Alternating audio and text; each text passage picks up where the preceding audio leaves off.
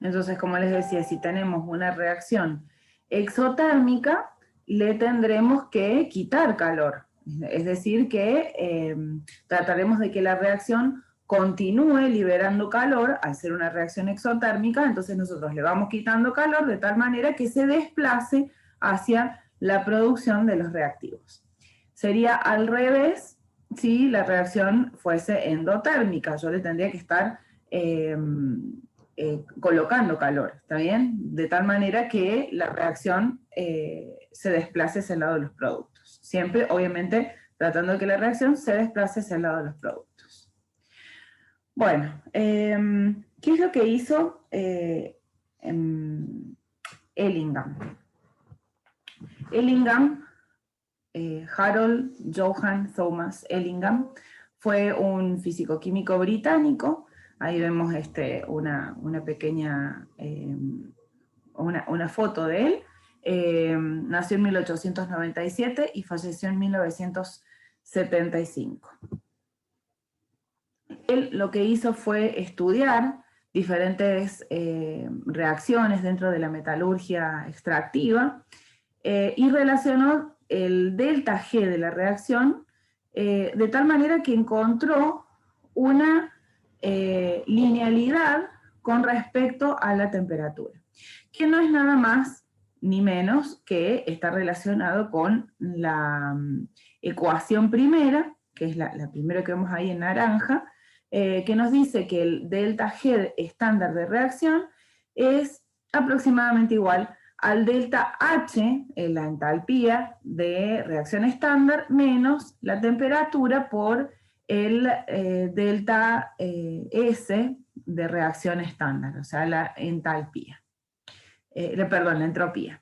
Entonces, en la primera ecuación estamos relacionando la energía libre de Gibbs con la entalpía y la entropía.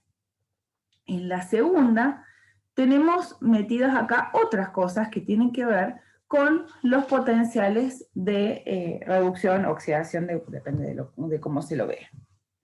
Entonces, en el diagrama original de Ellingham, que es el que vemos acá, después nosotros vamos a trabajar con otro diagrama, que es un poco más moderno, y lo único que es más moderno es que incluye otras reacciones, pero bueno, el diagrama original, que si no me equivoco se publicó en 1944, sí, en el Journal of Social Chemistry Industry o algo así, se llamaba Reducibility of Oxides and Sulfides in Metallurgical Processes.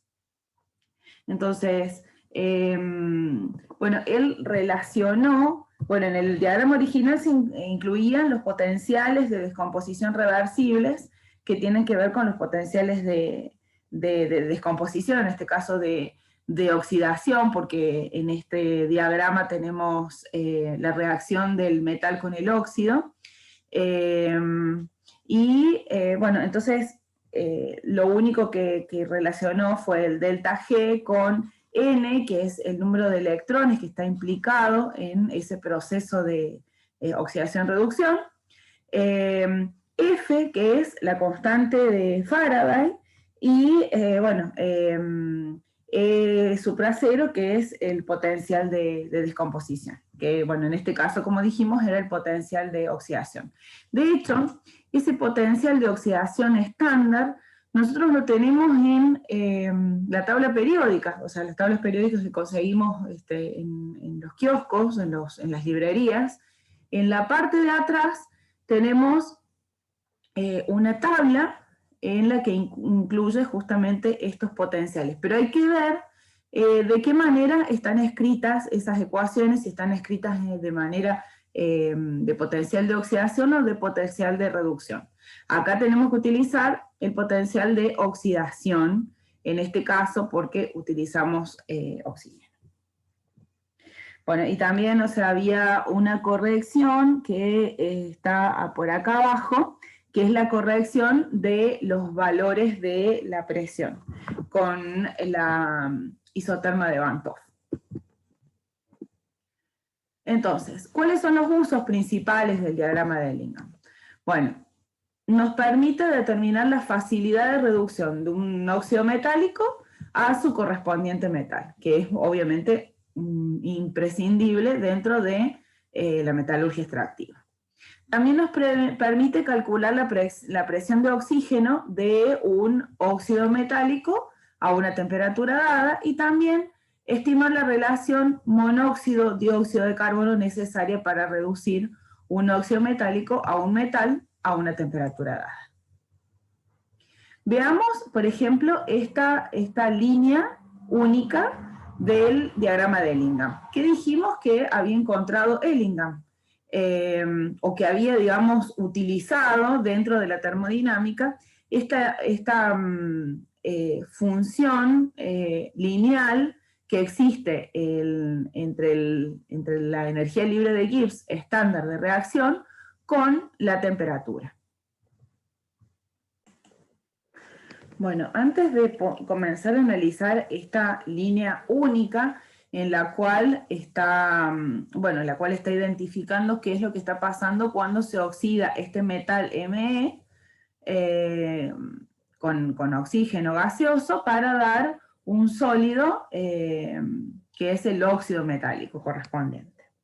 Hay una pequeña aclaración que tiene que ver con que en realidad esta linealidad no es tan lineal, sino que habíamos visto que el delta G es función de la temperatura y estas líneas en realidad deberían ser curvas. ¿Está bien? Pero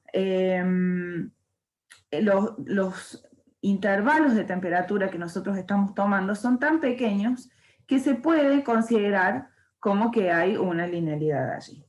Entonces, ni el delta H ni el delta S varían tanto, de tal manera que uno tenga que construir una curva, y una línea perfectamente podría servir.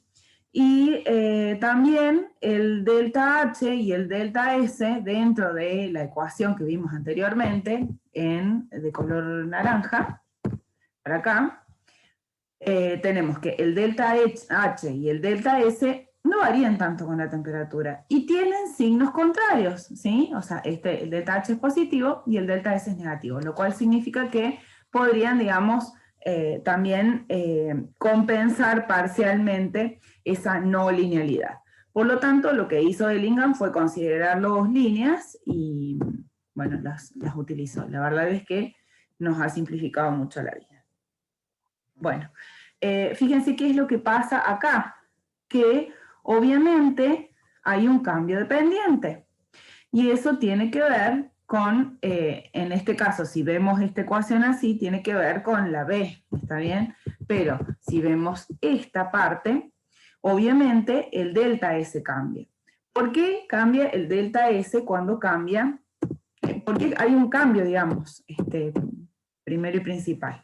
¿Por qué cambia la pendiente? Porque, bueno, donde hay ese punto de inflexión es la temperatura de fusión, ¿está bien? Entonces hay un ordenamiento diferente de los átomos, y la otra debe ser, no dice qué significa la T sub D. Bueno, pero debe ser una temperatura cualquiera. Pero bueno, obviamente cambia el delta S porque cambia el ordenamiento de las moléculas dentro de el estado, ¿está bien? No es lo mismo tener estado líquido que estado gaseoso que estado sólido. A ver, es temperatura de fusión. Es decir que estamos pasando de sólido a líquido, lo cual estaría implicando que obviamente tiene menor pendiente porque el delta S es menor, el caos es menor en un sólido que en un líquido, si lo queremos ver así. Entonces obviamente que en esta parte el delta S va a ser mayor porque se trata de un líquido, y obviamente la pendiente cambia. Acá solamente estamos analizando qué es lo que pasa cuando se oxida y cuando ocurre esta única reacción. imagínense que en el diagrama de Dillingham tenemos muchos metales que se están oxidando y por eso hay un despliegue de muchas líneas.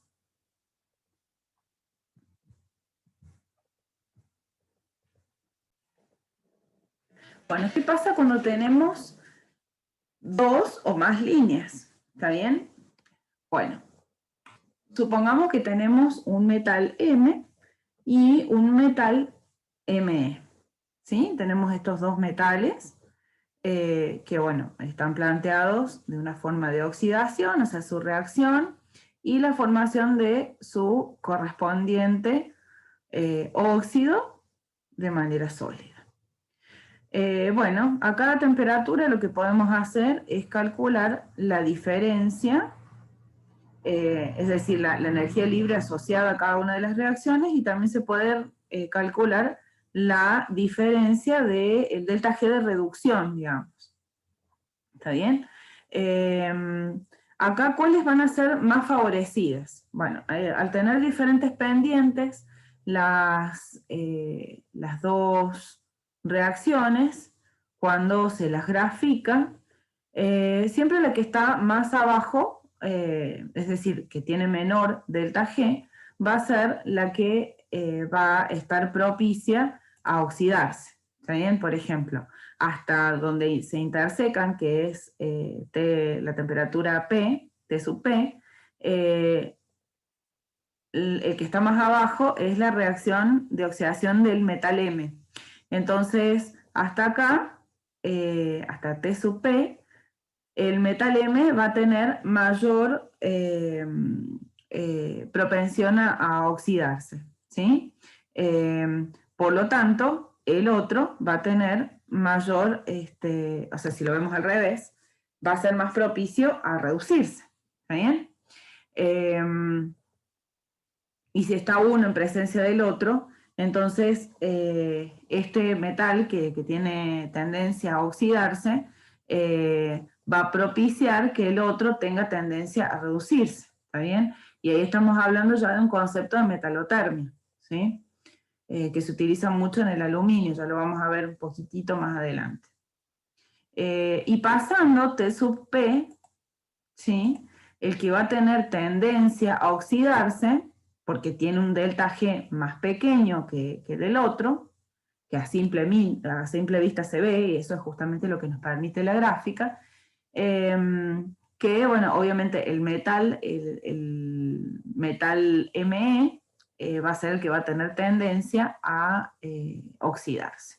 Y si están en presencia de ambos metales, digamos, del oxígeno, uno está en presencia del otro, entonces a temperaturas mayores de T sub P, el metal Me va a tender a reducir al metal M.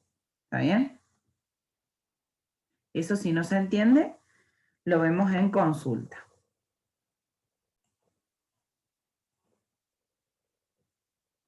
Bueno, y acá vamos a ver justamente qué es lo que pasa, por ejemplo, la formación de un óxido. Acá, por ejemplo, ¿qué pasa en la parte de arriba? Si nos imprimimos el diagrama de Dillingham, vamos a ver que algunas de las gráficas cortan el cero. ¿Qué significa que corta el cero? O sea que, bueno, obviamente acá, por ejemplo, el óxido de plata está cortando el cero. Es decir que, bueno, acá vamos a tener a una temperatura determinada, la reacción se va a encontrar el equilibrio, y por encima de esa línea, el delta G es positivo. Entonces la reacción indicada transcurre en el sentido de descomposición del óxido. Por eso vamos a ver que los metales nobles, o las líneas de los metales nobles, se encuentran en el diagrama de Dillingham en la parte de más arriba, porque de hecho es bastante espontáneo, natural encontrar metales nobles en su forma, digamos, metales en su forma nativa en la naturaleza, porque son los más difíciles de oxidar.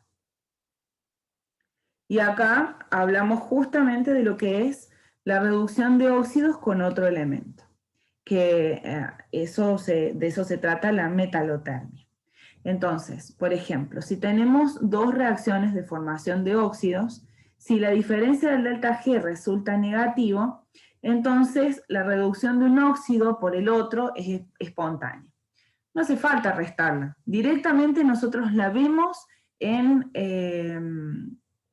el diagrama y allí podemos determinar que perfectamente uno puede reducir al otro. Por ejemplo, qué es lo que pasa, digamos, con el aluminio, con la aluminotermia. Eso, digamos, es bastante común, y acá lo que pasa, por ejemplo, es que el aluminio o el óxido de aluminio termina reduciendo al óxido de cromo, al óxido de cromo 3. ¿Sí? Y a simple vista lo podemos ver. Si el aluminio está abajo y el cromo está arriba, en presencia de los dos óxidos, el aluminio va a tender a reducir al cromo. Y así pasa con varios, ¿no? O sea, la aluminotermia es una reacción bastante utilizada en la industria. Bueno, ¿qué pasa con la reducción con hidrógeno? La reducción de los óxidos metálicos con hidrógeno tiene importancia cuando estamos trabajando con la obtención de metales de alta pureza. Bueno, ya dijimos que el cambio dependiente dentro de una línea del diagrama de Ellingham está indicando un cambio de entropía, es decir, un cambio físico, un cambio de estado. En este caso, a simple vista, podemos ver que el óxido de manganeso, la presencia del óxido de manganeso,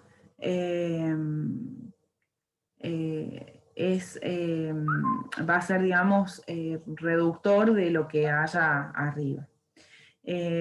Pero bueno, es posible modificar estas condiciones si se hace pasar una corriente de hidrógeno sobre el óxido a temperatura, y bueno, y arrastra el vapor de agua de tal manera que es modificado el equilibrio. Entonces, en la práctica es posible reducir por hidrógeno otros óxidos que están situados, digamos, por encima del óxido de manganeso, ¿sí?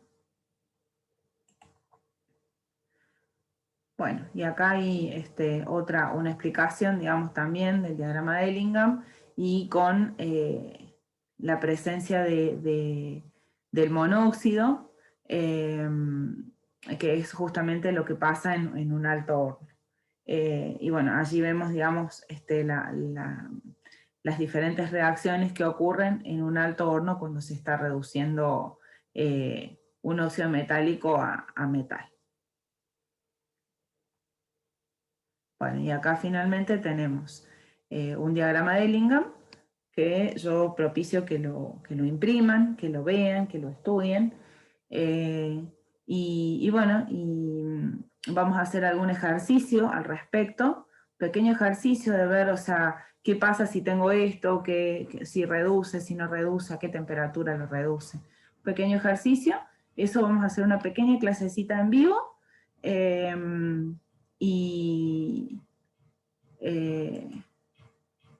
Bueno, ya dijimos que están completamente relacionados a los potenciales de reducción, que bueno, no se ven muy bien en esta tabla, pero bueno, son los mismos potenciales de reducción estándar que tenemos en la tabla periódica, en la parte de atrás.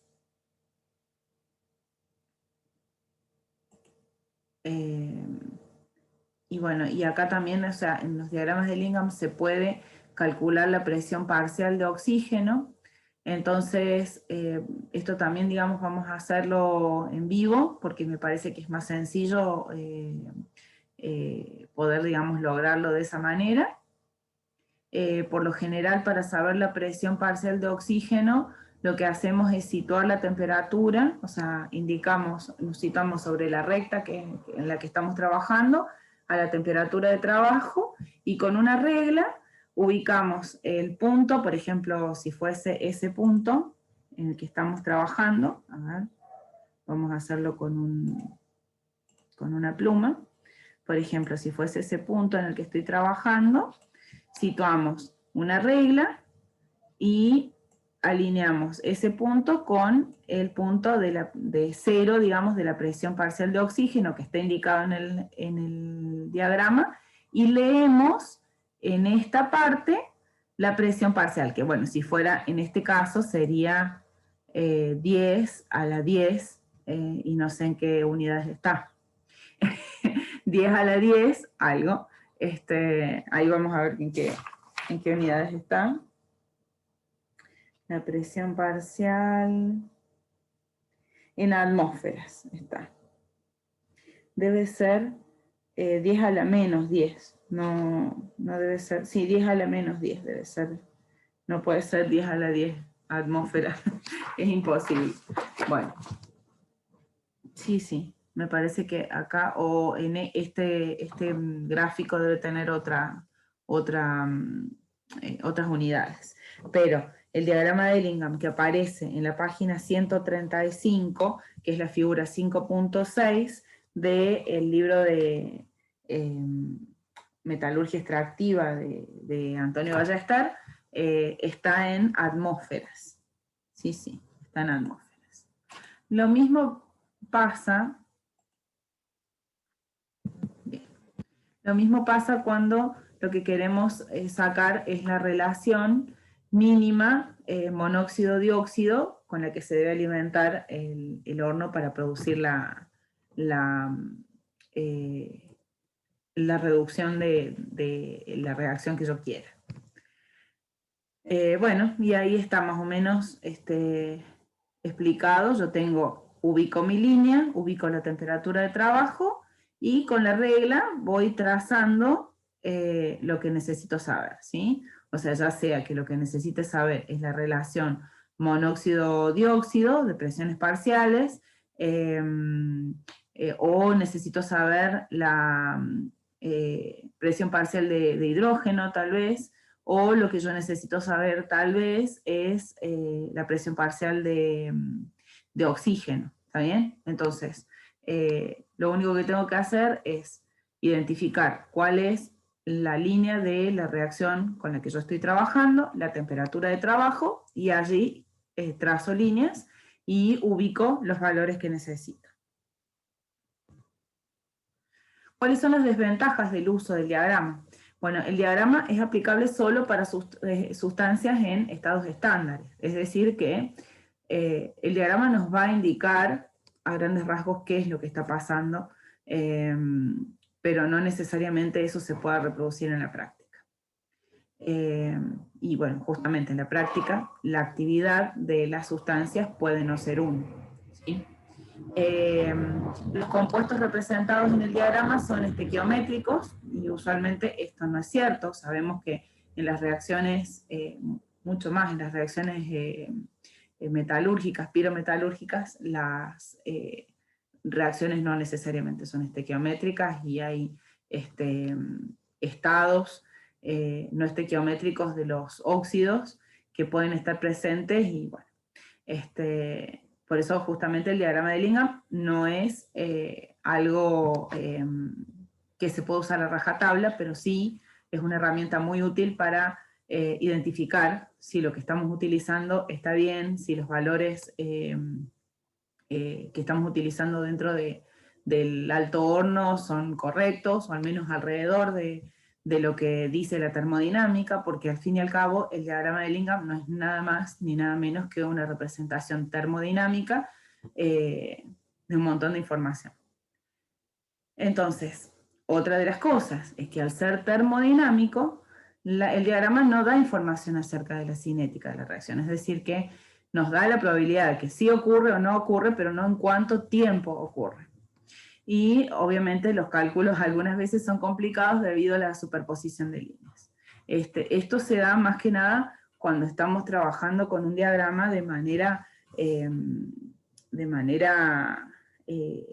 gráfica, pero en papel. Hoy en día hay, estos diagramas de Lingham están en programas, de hecho yo ahí voy a colocar algunas, cuando subo esta clase, voy a colocar algunos links de universidades que tienen programas para hacer este tipo de cálculos, y no necesariamente tiene que ser en papel. Uno coloca cuál es la reacción que necesita, cuál es la temperatura, y directamente este programa calcula cuáles son estas condiciones que nosotros sacamos en papel. Y bueno, y no se considera la formación de compuestos intermetálicos. Y eso también es un problema, porque obviamente sabemos que hay formación de compuestos intermetálicos. Bueno, y ahí hay una de las páginas que yo quería subir, que es una página interesante de los diagramas de Lingham. Y bueno, ahora hay un paper que está interesante, que se llama Lingham Diagrams, Their Use and Misuse, o sea, su uso y su mal uso, que sería interesante que lo leyéramos. Solamente como para saber que se puede usar, es útil, pero que si lo sobreusamos o lo pretendemos que el diagrama de Lingham replique la realidad, bueno, no es así, no es tan así. Bueno, yo creo que aquí termina la clase. Espero que les haya gustado y cualquier cosa lo vemos en consulta.